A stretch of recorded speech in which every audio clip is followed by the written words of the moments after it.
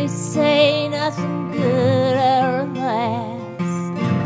Go on now and kiss it goodbye, but hold on to your lover, 'cause your heart's bound to die. Go on now and say goodbye to our town, to our town. Can you see the sun setting down on our town, on our town? Good night.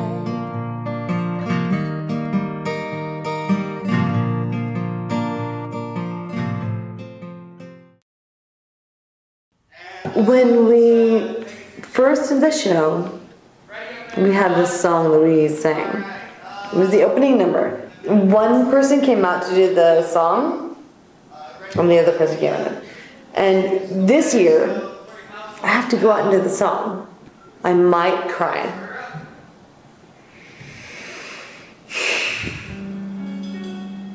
I'm probably gonna cry. Welcome to the show tonight. We're glad you came to see us. And after the show tonight, you'll probably want to be us. We will sing and dance and play, and you will laugh the night away, and pay us just enough to feed us.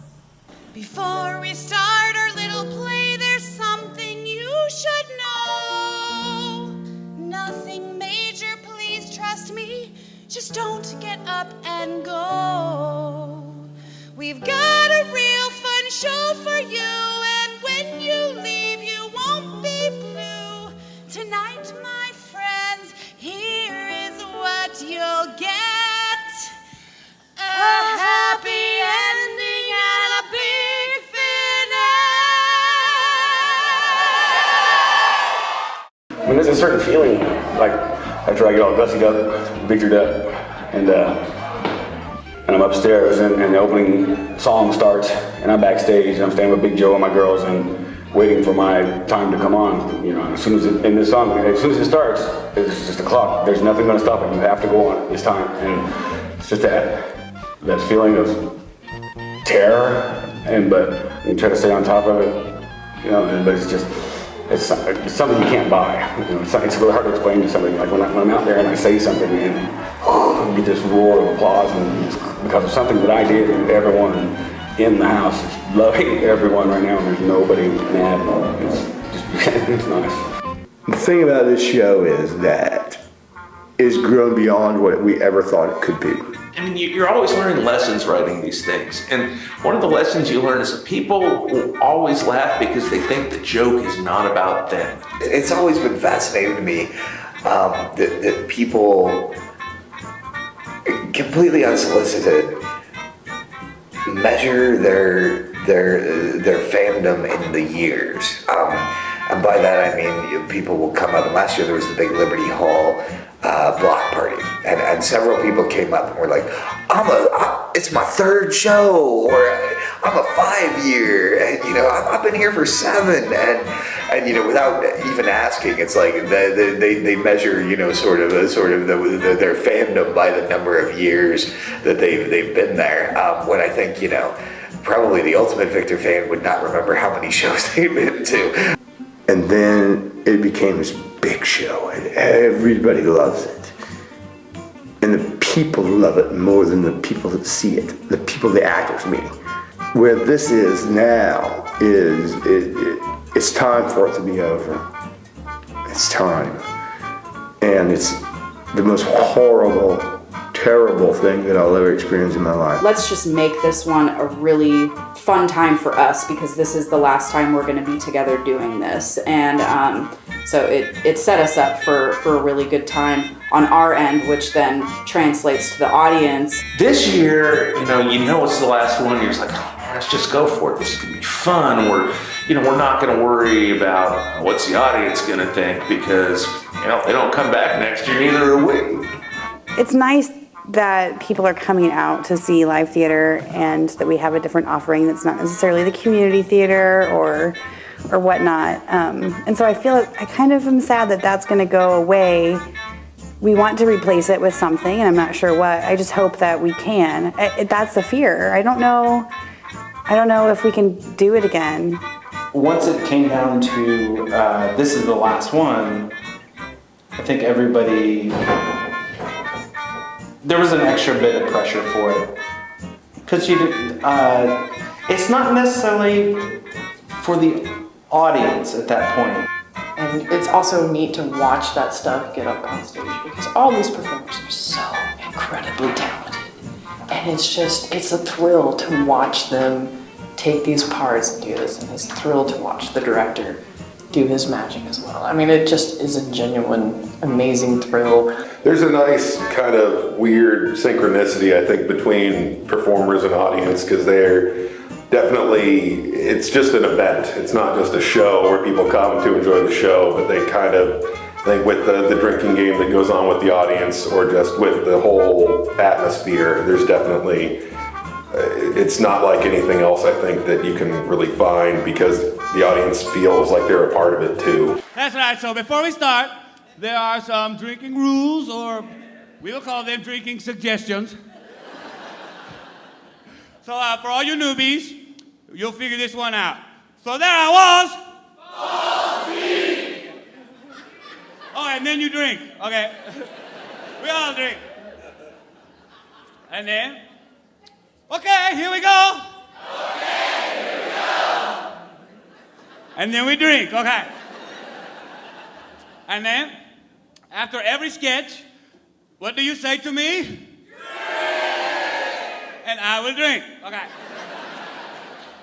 Which brings me to the butt plug rule. Do you know what a butt plug is? Yes, a butt plug is someone who takes it upon themselves to yell at the people on the stage while they are acting or performing, and the other people around you cannot hear, and makes you a butt plug. You don't want to be a butt plug, do you?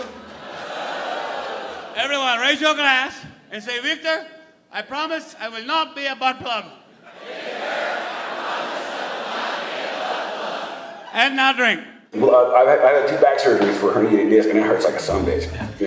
Nerves burn all the way down your leg, and I was doing Victor, and one show I was going to have surgery like the Monday after the Victor show, and it hurt like a sumbitch, so I ate some pain pills. And I just don't think that he had any idea how it would affect him, and so about the second intermission on, it was dicey. And he was calling sketches in different orders than they'd ever been done before, and people were scrambling backstage. I think he slept at Liberty Hall that night and got up in the morning. It was a Friday night show. And then Saturday morning when I woke up, in disbelief, I couldn't believe that happened. Yeah, I just got faced. Staggering my way down Haskell Street, headed to Quick Trip for something to eat. I got nothing to do, but my dealer came through. He can get about anything. Right on the corner, you can get DVDs. Cash early paychecks, get 40s in a sleeve. Cemeteries nearby, in case you look out and die. Man, the street has got everything. We're getting poured and weed is so easy. Get shot in Edgewood 'cause it's so easy. My East Lawrence home.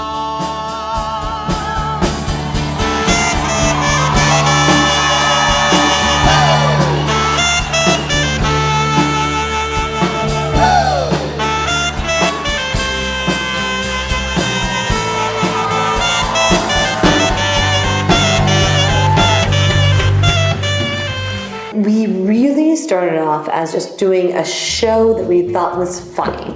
The Lawrence things just happened because we knew it and we lived it and it seemed natural. If anyone, okay, so you write what you know, right? I mean, that's the thing. One of the things that we know is how hilarious and bizarre Lawrence is. I feel like that's another thing, especially for the crowd involvement, is that idea of this is speaking to me somewhat. that's one of the big things about doing the show for me is it's a community thing, and as proud as I am kind of artistically, so to speak, turning out funny stuff or turning out experimental stuff, or there's a certain amount of kind of like being this institution, for lack of a better word. And the audience has such pride in that Lawrence factor too, which is so awesome and which is so unique for a live stage show to have.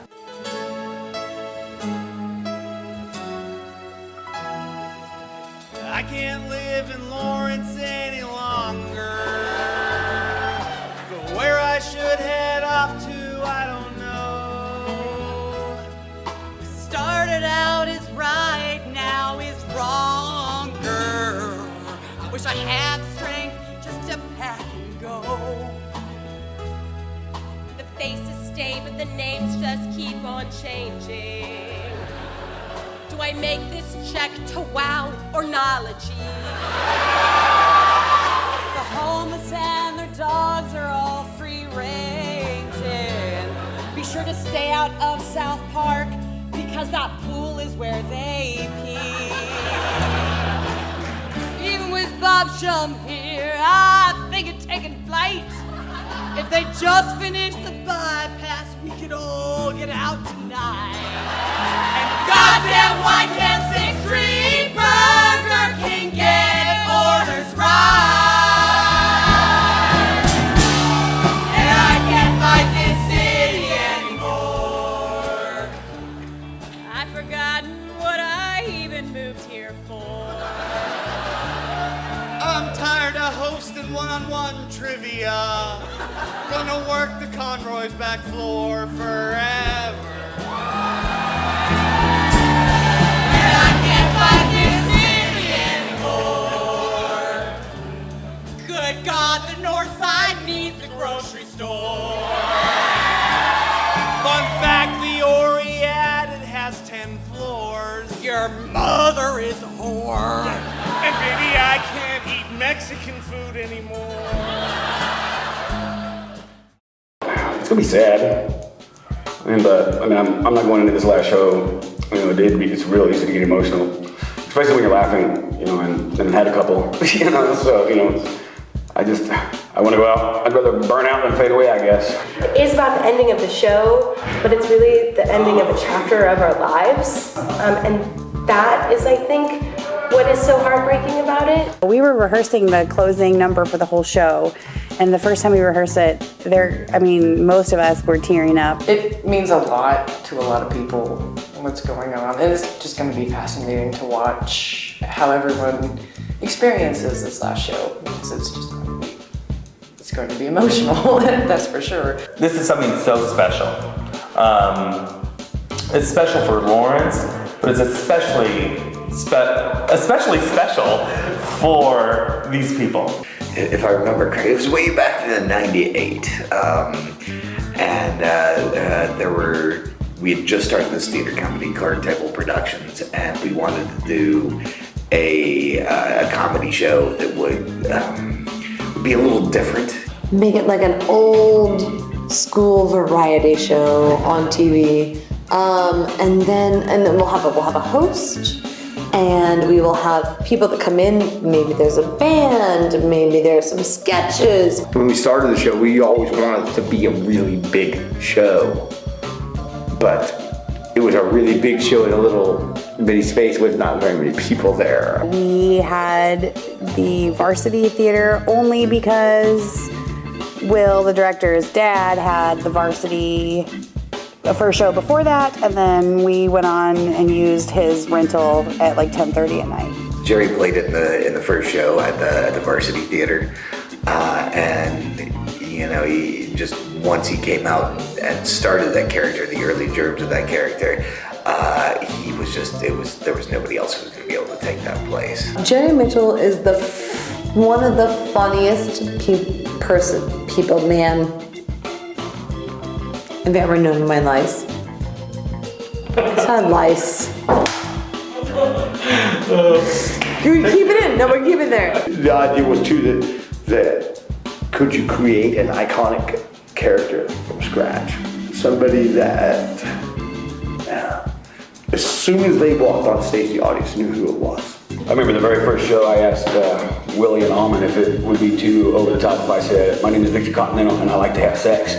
I mean, the first show we didn't have any cursing. We had no budget to begin with. We borrowed maybe $100, $50, somewhere around there, made costumes. We did whatever we could to make this tiny nugget of an idea into the biggest goddamn show we could ever fucking make. I think it was driven by kind of that uncompromising vision early on that we kind of felt like it would be big if we just made it big, and that worked, which is fantastic.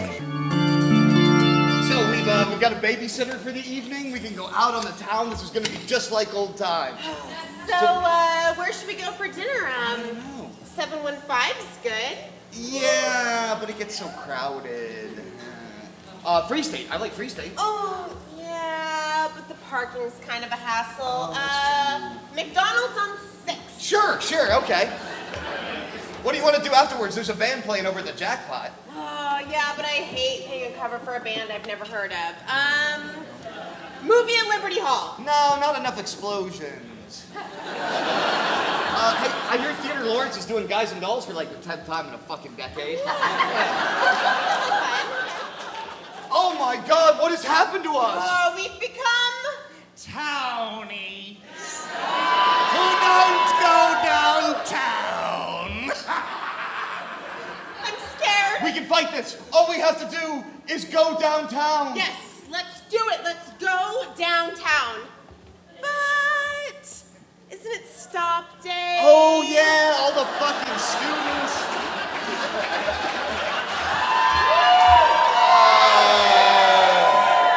Dude, finals are hard, bro.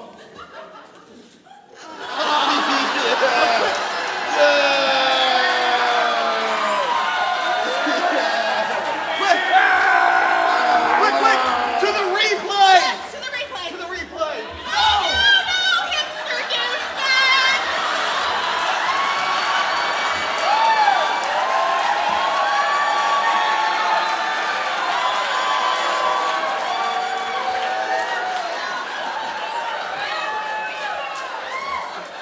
God damn, my jeans are so fucking tight. It feels so Good. Okay.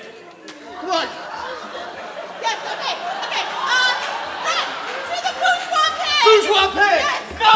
Protect us incompetent assholes! Here's your $16 latte you didn't order. I burned it. You're welcome. Quick, to Quentin's!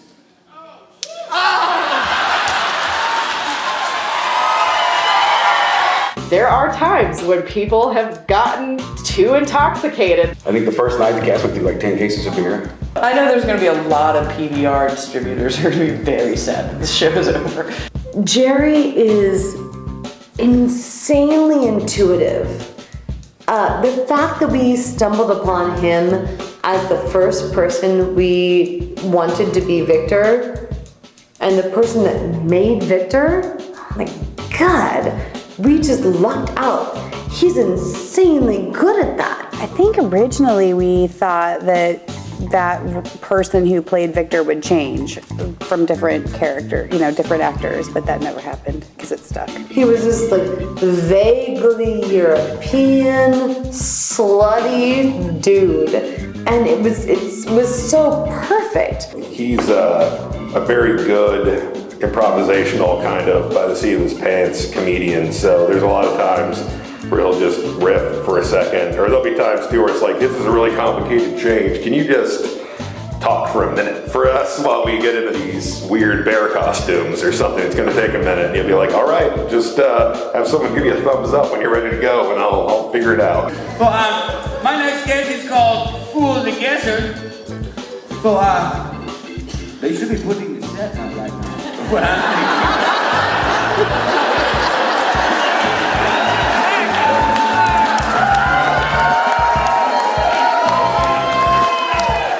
brings such energy to that role. I mean, the audience is there for him. It's incredible.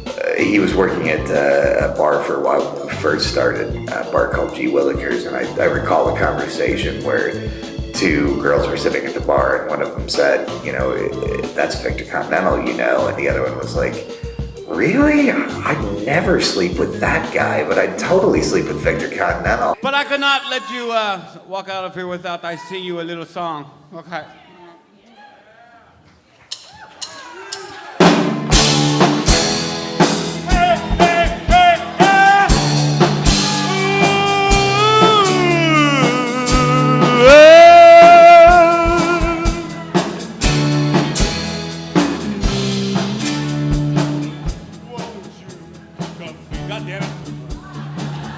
Won't you come see about me?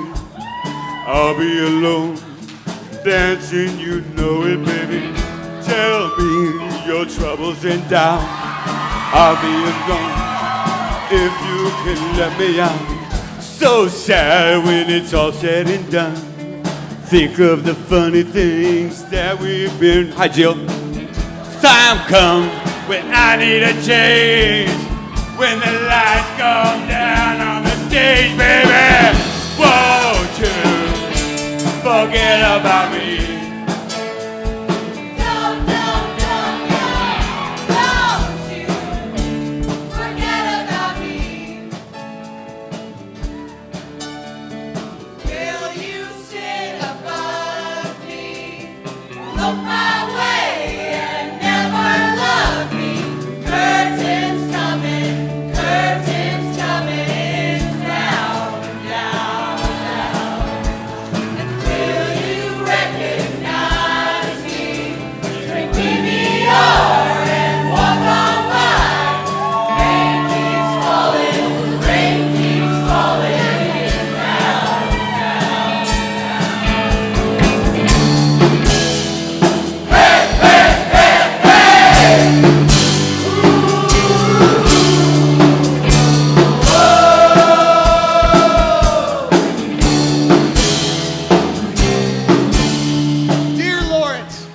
The fact that you had to sacrifice a whole weekend every year for 15 years for whatever it was we did wrong. And what we did was wrong. But we think you're crazy to make us write an essay telling you who we think we are. You see us as you want to see us, in the simplest terms and the most convenient definitions. And drunk. Yeah.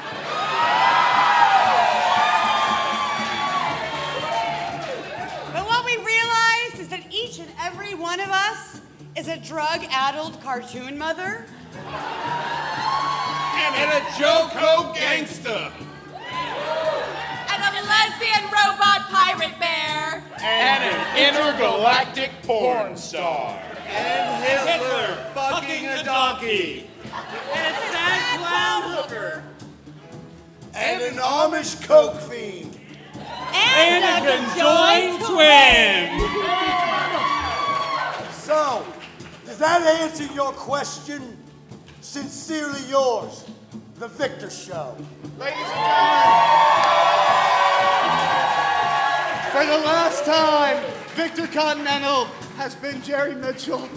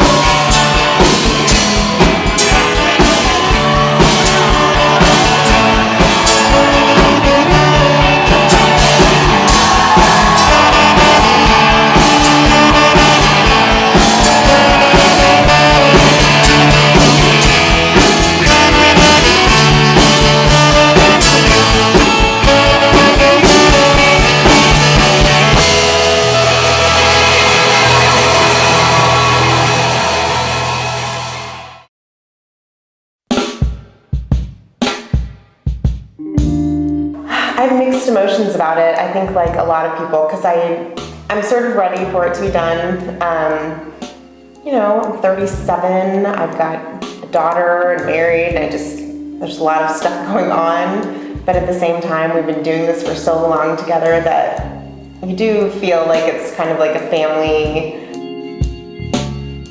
When we start in your early 20s and now late 30s, early 40s, we are, it's so much changes, and you just think of all of those things and all of the people and the time that we spend together and just the history. I think it is. I mean, I think that everybody's kind of ready to let it go, but they still will always hold a place in their heart for it. It's been a trip.